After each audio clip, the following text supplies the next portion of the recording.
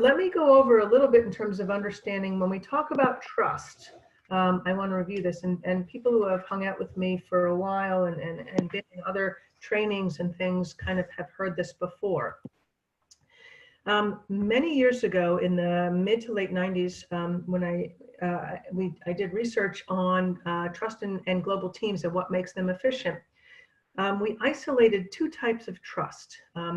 And trust around the ability for you to be able to interact and work with people and feel like you can move and be productive and do things you need to do. The first type of trust is relational trust, and the second type of trust is transactional trust. So one is interpersonal, and the second is transactional around the execution of tasks. Let me go a little bit more into that. Relational trust is really based on the development of interpersonal relationships. So it's about personality traits, it's about commonalities, similarities, and differences. And so we build our expectations about each other based on firsthand information.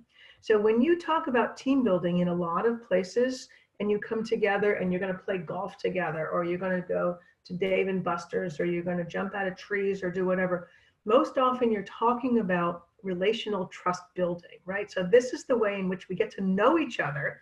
And so that way we can trust each other, which is great, right? Super important, because getting to know each other is important in that way. Virtual teams, and remote workers actually don't have that luxury. So when you talk about virtual teams and that, you're talking about what we call transactional trust. And that is trust that's built on the way in which we execute on our commitments. It is about, it is task focused and transaction based. So it's, do I complete what I am supposed to do as expected, on time, as delivered, and adhere to those expectations that we had agreed on. So it's about the way in which we deliver on what we're going to say. So can I trust that what Ken delivers to me as a deliverable, that what he's doing, do I think that he's delivering its quality, it's accurate, the veracity? Of course, Ken, right? Absolutely. And so that trust happens first in remote virtual teams. So if you think about, let's go back to these last 8 weeks, right? Although it seems like a year, right? So it's, week 55, are we in week 55 of COVID, right? So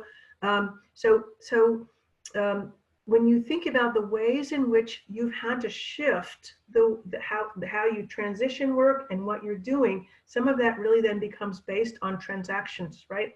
Because that's the touch points that we have. So it's a different level of trust.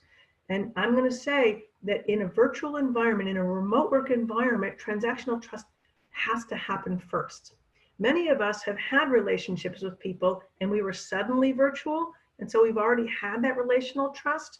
And now all of a sudden we may be having a wake-up call around, wow, maybe Karen's not so great about delivering, or maybe Ken, when he delivered that to me, it was a little bit less than, and so we're having to think about the work in different ways. So so in terms of, again, relational and transactional trust, make notes about this. So when I move you into breakout rooms in a few minutes, you can actually potentially talk about that. But again, relational trust, it's what we think about trust, right? I know you and therefore I can trust you.